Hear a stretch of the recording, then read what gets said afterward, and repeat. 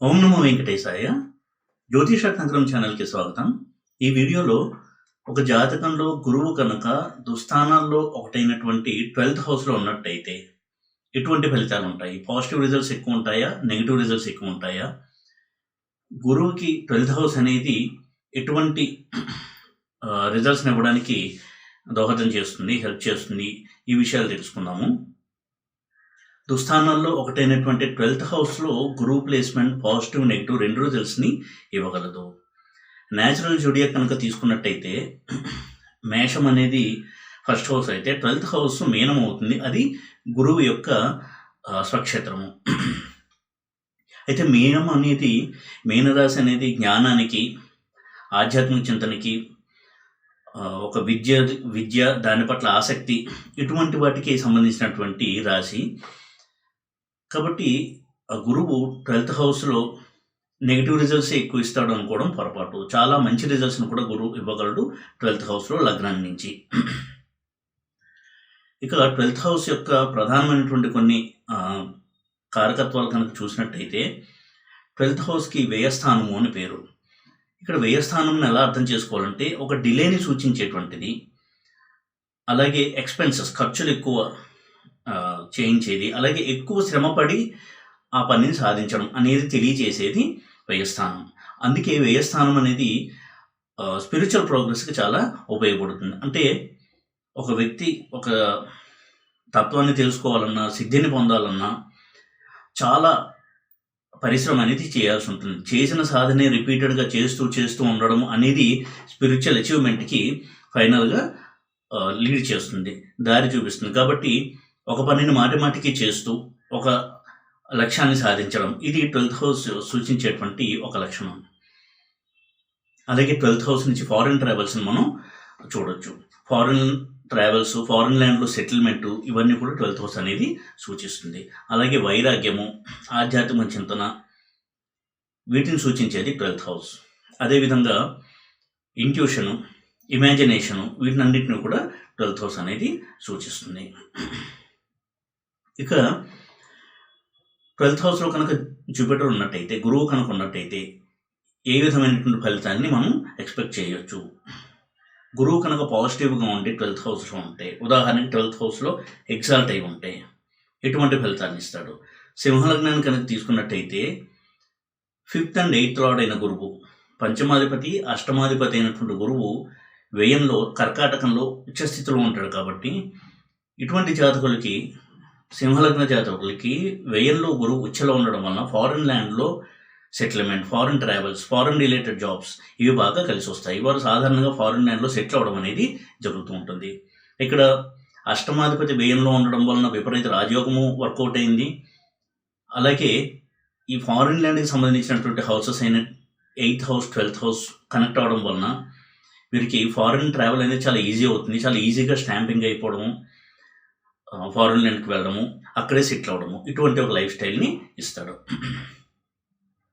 అలాగే 12th హౌస్‌లో ఉన్నటువంటి గురువు స్పిరిచువల్ ప్రోగ్రెస్ అంటే ఆధ్యాత్మిక చింతనకి చాలా చాలా సహాయపడతాడు.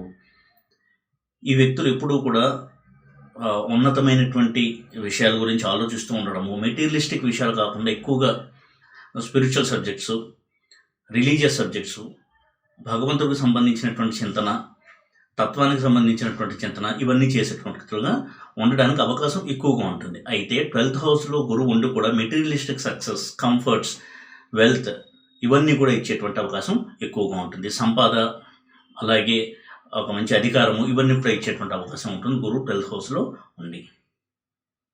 ప్రధానంగా గురువు కనుక 12th హౌస్‌లో ఉండి 12th లార్డ్ కూడా స్ట్రాంగ్‌గా ఉన్నట్టయితే అటువంటి వ్యక్తికి ఇందాక చెప్పినటువంటి సంపద కావచ్చు, అధికారము ఇవన్నీ కూడా రావడానికి అవకాశం ఉంటుంది. 12th హౌస్‌లో ఉన్నటువంటి గురువు లీగల్ ప్రొఫెషన్‌లో రాణించడానికి, అలాగే ఫారిన్ రిలేటెడ్ జాబ్స్, గవర్నమెంట్‌లో కూడా అంటే వారు ఉదాహరణకి పాలిటిక్స్‌లో కనుక ఉన్నట్టయితే విదేశీ రాయబారిగా ఉండడము, ఇటువంటి కొన్ని పోస్టులో అద్భుతమైనటువంటి ఒక పవర్‌ని అనుభవిస్తూ పొలిటికల్ పవరు, అలాగే విదేశీ సంబంధమైనటువంటి ఒక పోస్ట్‌లో ఉండడము ఇటువంటి రిజల్ట్స్‌ని గురువు ఇవ్వడానికి అవకాశం ఉంటుంది.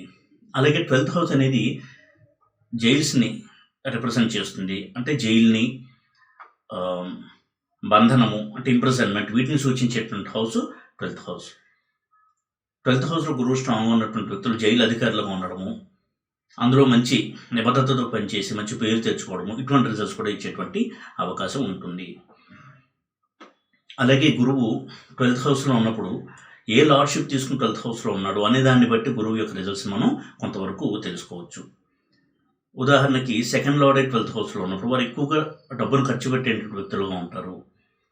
నియంత్రణ అనేది ఉండదు వారి యొక్క ధనాన్ని ఖర్చు చేసే విషయంలో.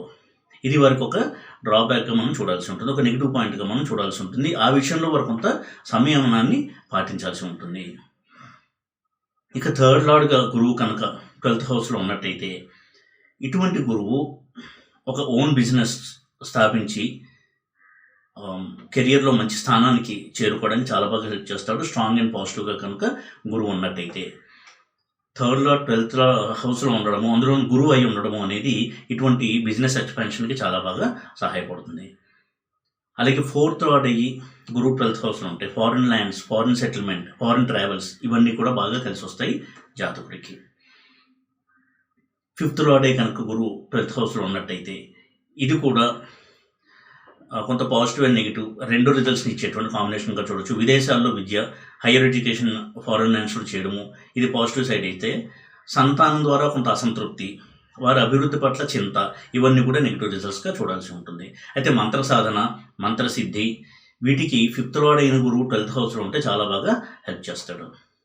ఇక సిక్స్త్ లార్డ్ అయినటువంటి గురువు 12th హౌస్లో కనుక ఉన్నట్టయితే ఇక్కడ విపరీత రాజయోగం అనేది అప్లై అవుతుంది. కాబట్టి సుఖవంతమైన జీవితము, వెల్దీ లైఫ్, అంటే ధనానికి లోటు లేకపోవడము, మంచి ధనికుడిగా ఉండడము, అన్ని కంఫర్ట్స్ ఉండడము, ఇటువంటి చాలా సుఖవంతమైనటువంటి జీవితాన్ని ఇస్తాడు గురువు సిక్స్త్ లార్డ్ అయ్యి 12th హౌస్లో ఉన్నట్టయితే. ఇక సెవెంత్ లార్డ్ అయిన గురువు కనుక 12th హౌస్లో ఉన్నట్టయితే ఇది మళ్ళీ ఈ ఫారెన్ రిలేటెడ్ జాబ్స్కి చాలా మంచిది. కానీ వైవాహిక జీవితంలో ఒక అసంతృప్తి, ఇద్దరి మధ్య కూడా అండర్స్టాండింగ్ తక్కువగా ఉండడము, ఇటువంటి వాతావరణం అనేది ఉండడానికి అవకాశం ఎక్కువగా ఉంటుంది. ముఖ్యంగా స్త్రీల విషయంలో గురువు భర్తృకారకుడు కాబట్టి వీరికి సెవెంత్ లార్డ్ అయిన గురువు 12th హౌస్లో ఉంటే కొంతవరకు ఈ ధోరణి అనేది ఉండడానికి అవకాశం ఎక్కువగా ఉంటుంది. ఇక ఎయిత్ లార్డ్ అయిన గురువు 12th హౌస్లో ఉంటే ఇందాక చెప్పుకున్నట్టుగా విదేశాల్లో సెటిల్మెంట్కి చాలా బాగా హెల్ప్ చేస్తాడు. నైన్త్ లార్డ్ అయిన గురువు 12th హౌస్లో ఉన్నట్టయితే వీరు చాలా ధార్మికమైనటువంటి వ్యక్తులుగా ఉండడము, తాము ఏ మతంలో ఉన్నారో ఆ మత విశ్వాసాలని బాగా పాటిస్తూ అటువంటి విశ్వాసాల పట్ల నిబద్ధతతో ఉంటూ జీవితాన్ని సాగిస్తూ ఉంటారు. ఇటువంటి వారు మంచి ప్రవక్తలుగా, రిలీజియస్ పర్సన్స్గా ఉండడానికి అవకాశం ఎక్కువగా ఉంటుంది. ఇక 10th లార్డ్ అయిన గురువు 12th హౌస్లో ఉంటే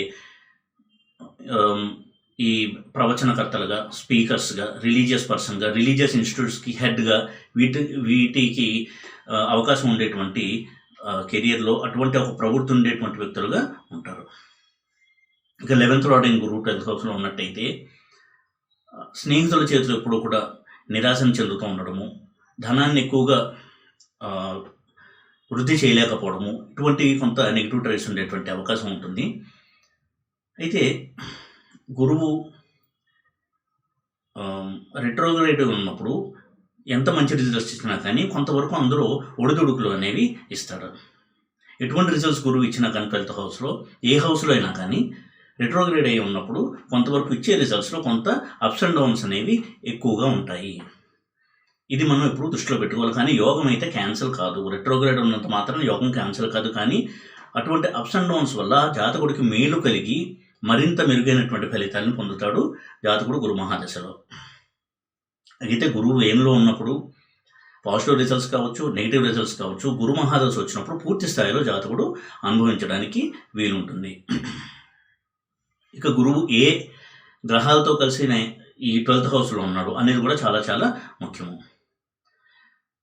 కేతువుతో కలిసి గురువు కనుక 12th హౌస్లో ఉంటే ఇది ఆధ్యాత్మిక చింతనకి, మంత్ర సాధనకి, మంత్రసిద్ధికి, ఒక గురువు ద్వారా మంత్రం తీసుకుని దాన్ని జపం చేస్తూ సిద్ధి పొందడానికి దీనికి చాలా బాగా హెల్ప్ చేస్తాడు. అలాగే విదేశాల్లో సెటిల్మెంట్కి, విదేశీ ప్రయాణాలకి, వీటికి చాలా బాగా హెల్ప్ చేస్తాడు గురువు.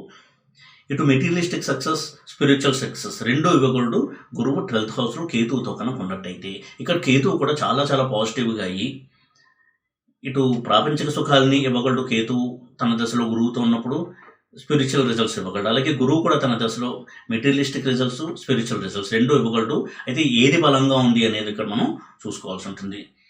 గురువు యాక్చువల్గా బలంగా, కంఫర్టబుల్గా, హ్యాపీగా ఉన్నాడు జాతకంలో అంటే అటువంటి వారికి మెటీరియలిస్టిక్ కంఫర్ట్స్ కంటే, అంటే ప్రాపంచిక విషయాల పట్ల కంటే ఆధ్యాత్మికపరమైనటువంటి విషయాల పట్ల ఎక్కువగా ఆసక్తి ఉంటుంది.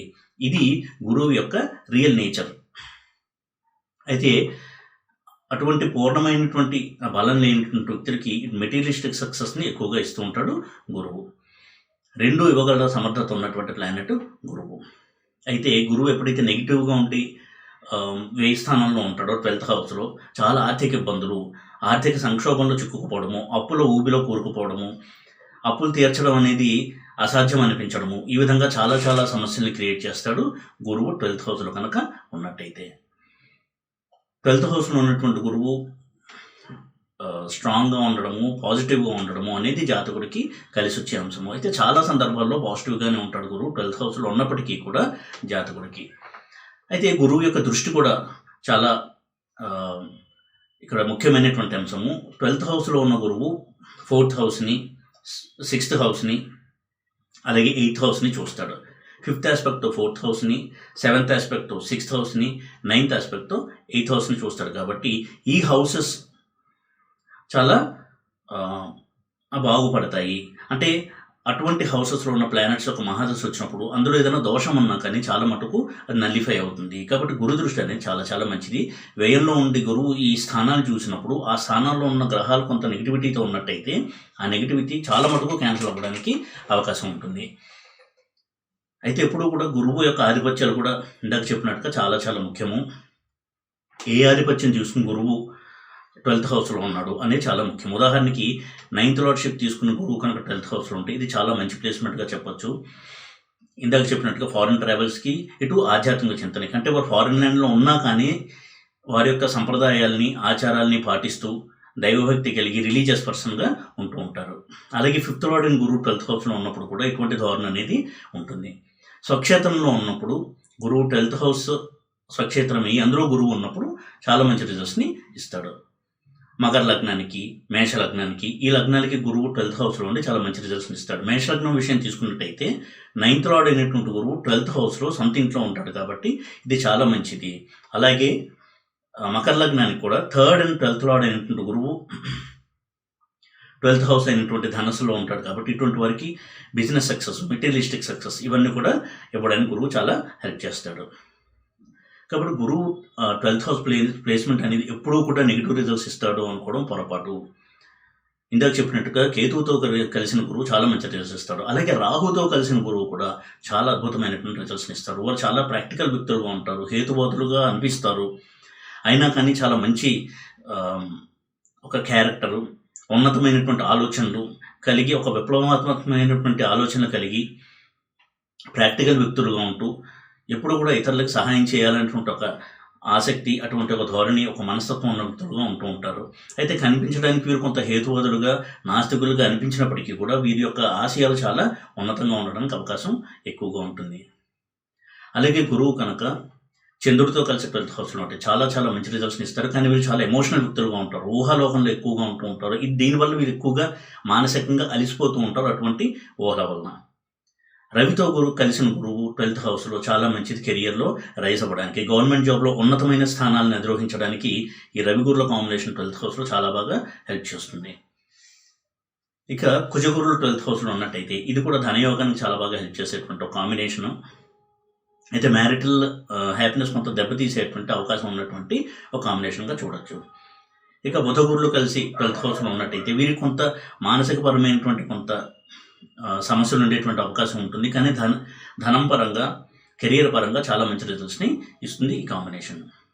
ఇక గురువు కనుక శుక్రుడితో కలిసి 12th హౌస్లో ఉన్నట్టయితే ఇది మంచి ధనయోగానికి, కెరియర్ సక్సెస్కి, బిజినెస్ సక్సెస్కి చాలా బాగా సహాయపడుతుంది. కానీ మ్యారిటల్ అన్హ్యాపీనెస్, డిస్కంఫర్ట్, అంటే వైవాహిక పరమైనటువంటి కొన్ని సమస్యలు తీసుకొచ్చేటువంటి అవకాశం ఉంటుంది.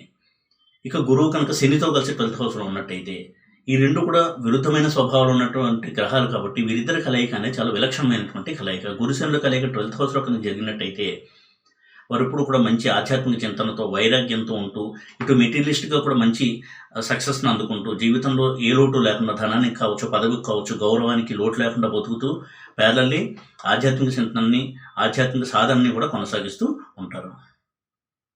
అలాగే గురువు రాహుతో కేతుతో కలిసినప్పుడు రిజల్ట్స్ కూడా మనం చెప్పుకోవడం జరిగింది. కాబట్టి గురువు యొక్క ప్లేస్‌మెంట్‌ని ఎప్పుడూ కూడా గురువు యొక్క స్థితిని, అలాగే గురువు యొక్క లార్డ్‌షిప్, ఆధిపత్యాలు ఏమున్నాయి, ఎవరితో కలిసి ఉన్నాడు, వీటిని ఆధారంగా మనం కొంతవరకు జడ్జ్ చేయడానికి వీలుంటుంది. కుంభలగ్నం విషయం తీసుకున్నట్టే 12th హౌస్‌లో గురువు డెబిలిటేట్ అయి ఉంటాడు కాబట్టి వీరికి కొంత ఆర్థిక పరంగా అప్స్ అండ్ డౌన్స్ ఎక్కువ ఉంటాయి. స్లో గ్రోత్ ఉంటుంది కెరియర్‌లో కావచ్చు, జీవితంలో. అయితే నీచభంగం కనుక అయినట్టయితే చాలా మంచి రిజల్ట్స్ ఇస్తాడు. ఈ విధంగా నీచలో ఉన్నాడా, ఉచ్చలో ఉన్నాడా, రెట్రోగ్రేడ్ అయి ఉన్నాడా, ఇటువంటి అంశాలను కూడా మనం పరిశీలించాల్సి ఉంటుంది. అయితే జెమిని పరంగా కూడా ఎప్పుడూ నేను చెప్పేటట్టుగా గురువు యొక్క కారకత్వం ఏంటి, అలాగే గురువు ఉన్నటువంటి ఆ వ్యయస్థానం ఏదైతే ఉందో అందులో ఏ ఆరూఢం ఉంది అనేది చాలా చాలా ముఖ్యమైనటువంటి అంశము. షష్టారూఢము, అష్టమారూఢము ఉన్నటువంటి ఇంట్లో గురువు ఉన్నట్టయితే అది వ్యయస్థానం అయితే చాలా ఎక్కువగా ఆర్థిక ఇబ్బందులు, ఆర్థిక సంక్షోభము, అనారోగ్యము ఇవన్నీ కూడా రావడానికి అవకాశం ఎక్కువగా ఉంటుంది. అలా కాకుండా పంచమారూఢం అయినటువంటి వ్యయంలో పంచమారూఢం కూడా ఉండి అందులో కనుక గురువు ఉన్నట్టయితే ఇది మంత్రసిద్ధికి, మంత్ర సాధనకి చాలా బాగా హెల్ప్ చేస్తుంది. అటువంటి వ్యక్తులు జీవితంలో ఎప్పుడూ కూడా లక్కీ పర్సన్స్గా ఉంటూ ఉంటారు. చాలా మంచి రిజల్ట్స్ని ఇస్తాడు గురువు. అలాగే భాగ్యారూఢం ఉన్నటువంటి వ్యయంలో కూడా గురువు చాలా బాగా పనిచేస్తాడు. అయితే గురువు ఎప్పుడైతే జ్ఞాతికారకత్వం తీసుకుంటాడో అటువంటి గురువు 12th హౌస్లో ఉన్నట్టయితే చాలా సమస్యలు ఇచ్చేటువంటి అవకాశం ఉంటుంది. ఇది కూడా మనం పరిగణలోకి తీసుకోవాల్సి ఉంటుంది.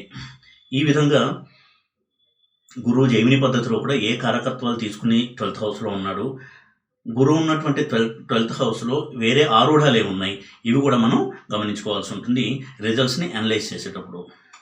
ఈ విధంగా గురువు యొక్క స్థితిని బట్టి, కాంబినేషన్స్ బట్టి కొంతవరకు మనం అవగాహన తెచ్చుకోవచ్చు. ఈ అవగాహన తెచ్చుకుని ఎటువంటి రిజల్ట్స్ ఉంటాయని కొంతవరకు మనం నెగిటివిటీ ఉంటే దాన్ని తగ్గించుకోవడానికి రెమెడీస్ చేసేటువంటి ప్రయత్నం చేయడం మంచిది.